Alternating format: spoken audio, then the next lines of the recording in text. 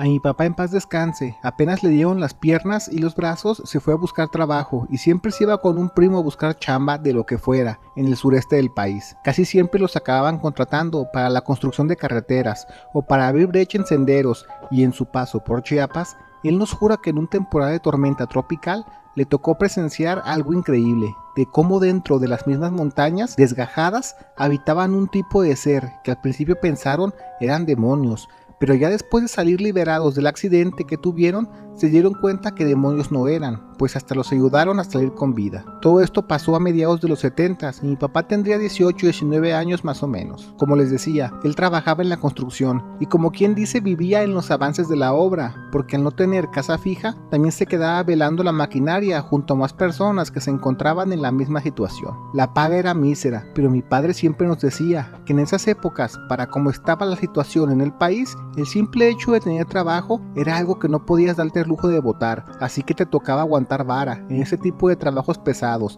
y hasta cierto punto muy peligrosos. Entre los trabajadores veladores había un señor que le decían Don Fígaro, que estimaba mucho a mi papá como si fuera su hijo y siempre lo estaba regañando de que no se esforzara de más en la chamba, siempre la salud está primero. Le decía eso porque mi papá, con tal de quedar bien con los ingenieros, se ponía a hacer labores de todo tipo, hasta las más pesadas, como la del barrido de chapopote durante varias horas, y a pesar que usaba mascarilla, mangas y gafas, sí se alcanzaba a oler, y eso poco a poco te iba fregando los pulmones, garganta y hasta los ojos. Pero repito, mi papá, con tal de quedar bien, él decía que lo armaba. Una vez hubo una temporada donde las lluvias en el sur no pararon. No eran las super tormentas, pero sí era de que duraban hasta 15 días sin parar de llover. Y como estaban abriendo camino entre montañas, les decían a los empleados que tuvieran mucho cuidado y vigilaran los senderos, porque de un segundo a otro se puede deslavar una montaña y el cauce de lodo y tierra te puede llevar para jamás encontrarte. Fue en esos días cuando una lluvia se soltó pero con ganas, y vieron que el cauce de lodo desde las montañas estaba cayendo cada vez más y más fuerte, al grado que ya mejor pararon labores e intentaron mover las máquinas a terreno más alto. Estaban unos cuantos empleados haciendo eso, cuando les cayeron los soldados, con órdenes de evacuarlos lo antes posible, y entre que los ingenieros les decían que les dieran chance de ir a recoger la maquinaria, los soldados les dijeron tajantemente que no, y lo que sea que se haya quedado ya denlo por perdido, porque no los van a dejar regresar. Los ingenieros de la constructora estaban muy enojados con toda la situación. Había al menos 3 generadores en la zona, y si se perdían, seguramente a ellos se lo iban a cobrar. Entre que los soldados se movían para otra zona a dar aviso, le dijeron a mi papá y otro chavo, que también no se rajaba para el jale. Les dijeron que si se lanzaban por la troca, para ir por los generadores, y de recompensa les daban una feria. Y mi papá, para quedar bien con ellos, se lanzó. También, ya aprovechando el viaje, le dijeron que si podía desmontar la malla naranja de seguridad, que estaría bien,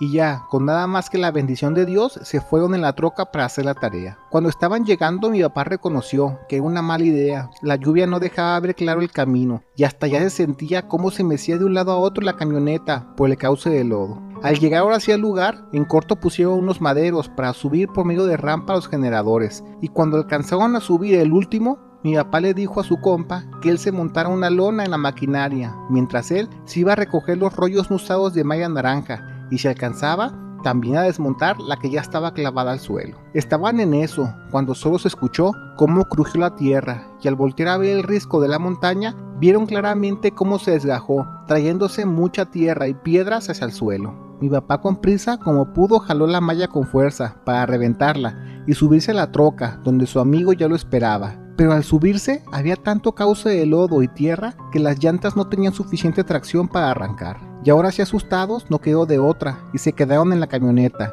y ya fue cuando notaron que del lado de la montaña que se deslavó había como 4 o 5 hoyos grandes, tipo cuevas de buen tamaño, se veían profundas. Mi papá trató de verlas aunque no había tanta visibilidad, así que cuando se calmó y agarró un poco de aire, él jura que alcanzó a notar cómo se asomó un extraño ser de esos hoyos. Mi papá los describe como un animal peludo, que se paraba en 2 patas y estaba muy encorvado, y su cabeza era similar a la de una rata o un tlacuache, así, con el hocico largo y pronunciado. No eran tan grandes de tamaño. Él dice que no era más grande que 1,5 metros ya parado en 2 patas. El primer ser que se asomó era de ese tamaño, y después de las cuevas que estaban más abajo, se asomó otro ser pero más pequeño en dimensiones, quizás era una cría o más joven, qué sé yo, porque al asomarse como que estaba muy torpe, y ándale que se amarró no muy bien al filo de la cueva, y ésta se desgajó, también cayéndose el ser entre la tierra y el lodo, hasta llegar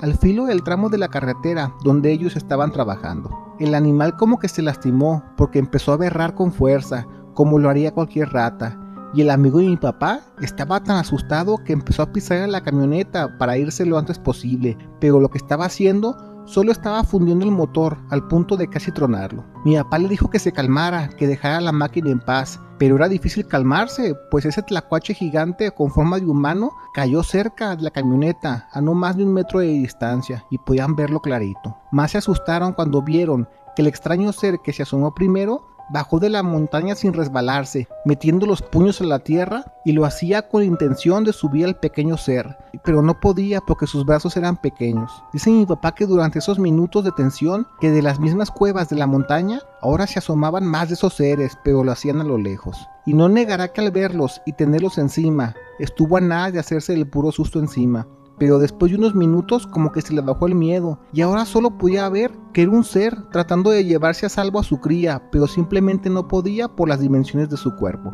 Mi papá pensó que quizás era un ser listo, y sabrá Dios de dónde sacó la valentía, pero mi papá se bajó de la troca, fue a la caja y tomó la malla naranja que estaba hecha bola, porque al quitarla ni chance le dio para enrollarla como se debe, y se la aventó a ese ser. Yo conozco a mi papá de toda la vida, él sería incapaz de mentirnos, y nos juró por Dios que ese ser peludo tomó el plástico y, mostrando inteligencia, supo que sería perfecto para llevarse a su cría, y trató de enrollar al ser, atándolo entre los hoyos de la malla, y con la boca y mano ya no era necesario cargarlo, y se lo llevó arrastrando a la falda de la montaña, y después se metieron adentro. Mi papá no sabe cómo explicarlo o de qué forma lo lograban, pero él asegura que esos seres escarbaban la montaña tan rápido que podían hacer cuevas en cosa de minutos dentro de ellas. Después, a los minutos, con rumbo directo a la camioneta se asomó el ser y fue tras ellos. Mi papá y amigo ya estaban esperando ya lo peor, pero este ser con las manos en su camino empezó a juntar mucha piedra caliza maciza y puso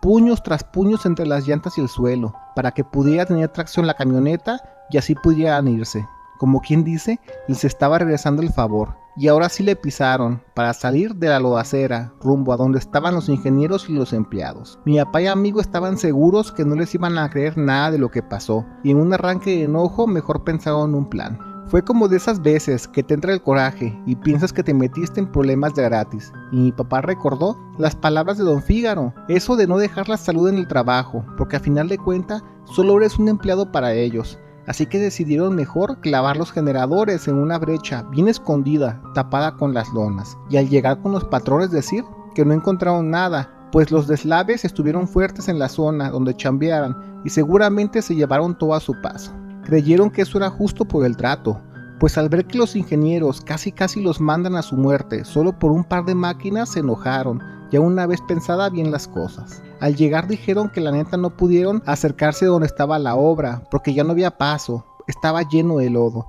y aunque no les creyeron, no les quedó de otra, pues los soldados habían regresado y habían puesto un retén y no les daban chance ni de entrar ni de salir. Así pasaron 14 días y no hubo nada de actividad. En este lapso de tiempo mucha gente se fue a buscar otra chamba a otro lado, porque esa obra no les pagaba los días inactivos. Así que en una escapada, mi papá, el amigo y un tercer trabajador se dieron la tarea para fugarse de noche e ir por los generadores sin que nadie se diera cuenta y después venderlos por otro lado. Según mi papá, ese tramo quedó inconcluso cerca a 12 años y ya no volvió a pasar por allí, y aunque sí volvió a trabajar por la zona, pero del lado norte, y le preguntó a los lugareños que si no tenían conocimiento de seres extraños que vivían en el monte, nadie supo darle razón. Ellos solo decían que no pasa muy seguido, pero a veces en la noche, más de un vecino ha visto animales enormes caminando en 2 patas por los riscos. Unos piensan que son hombres lobo, quién sabe, a lo mejor pueden ser nahuales, pero como nunca han bajado a los pueblos para asustar a la gente o hacer su cochinero, pues les da igual lo que hagan, siempre y cuando lo hagan arriba y no molesten. Yo pienso que en eso tienen razón,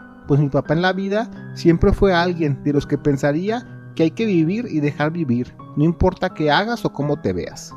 México tiene las mejores historias paranormales, eso ya nos quedó claro, pero también tenemos las mejores historias de fiesta, y aquí también se las contaremos. Sigue nuestra nueva cuenta, México Embriagable, y escucha las mejores historias de la peda, como solo los mexicanos sabemos hacerla. Ya hay videos en la cuenta, allá te vemos.